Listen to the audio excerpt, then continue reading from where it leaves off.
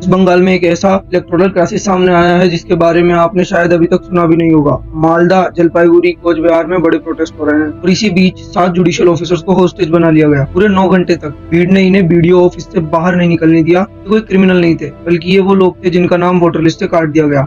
Teachers थे, किसान थे, शॉपकीपर्स थे। उनका कोई क्रिमिनल रिकॉर्ड नहीं था, लेकिन सिस्टम इतना ओपेक हो गया था लोगों को रोडों पे आना।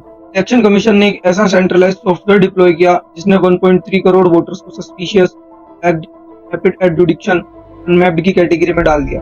ऐसा सॉफ्टवेयर जिसे प्रॉपर्ली टेस्ट भी नहीं किया गया। सॉफ्टवेयर ने बंगाली नेम जैसे रॉय और रे को अलग अलग समझा, यानी सिर्फ स्पेलिंग मिस्टेक की वजह से ही लोग फ्रॉड डिक्लेयर हो गए, वो भी एक ऐसे देश में जहां हर गवर्नमेंट डॉक्यूमेंट में स्पेलिंग मिस्टेक होना एक आम बात है। और तो और इस सॉफ्टवेयर की एल्गोरिदम ने ऐसे फैमिलीज को फ्लैग किया जहां 6 से ज्यादा बच्चे थे, जहां माँ और बच्चे का एज गैप 15 साल से कम था। सॉफ्टवेयर डिसाइड करेगा कि एक फैमिली में कितने मेंबर्स अलाउड है। ऐसे देश में जहां फैमिली साइज 8 से 10 मेंबर्स का होता है और कहीं कहीं पर इससे भी ज्यादा। शुरू में इसे एरर बताया गया, लेकिन सुप्रीम कोर्ट में ईसीआई के लॉयर्स ने माना कि ये एक सिटीजनशिप वेरिफिकेशन भी बन गया है। तो कई एक्टिविस्ट कह रहे हैं ये एक बैकडोर एनआरसी है। वोटर्स को 2002-2004 के रिकॉर्ड से मैच करना था, उन्हें रजिस्टर्ड वोटर्स को वैलिडेट और मैप करना था, ना कि अगर किसी का डिजिटल रिकॉर्ड नहीं मिला तो अनमैप्ड, चाहे किसी का नाम पेपर लिस्ट में होते हुए भी वो वोट नहीं कर सकता। सबसे शॉकिंग बात, एलिजेडली व्हाट्सएप मैसेजेस के थ्रू इंस्ट्रक्शंस दिए जा रहे हैं और मास डिलीशन बिना किसी ऑफिशियल ऑर्डर्स के हो रहे हैं, वो भी सिर्फ व्हाट्सएप मैसेजेस के थ्रू। ऑब्जर्वर्स लॉगिन मिसयूज होने के भी एलिगेशंस हैं। सिस्टम इतना ओपेक हो गया है कि अकाउंटेबिलिटी अब ऑलमोस्ट जीरो हो चुकी है। डाटा को इतना कॉम्प्लेक्स बना दिया गया है कि लोगों को पता ही नहीं चला उनका नाम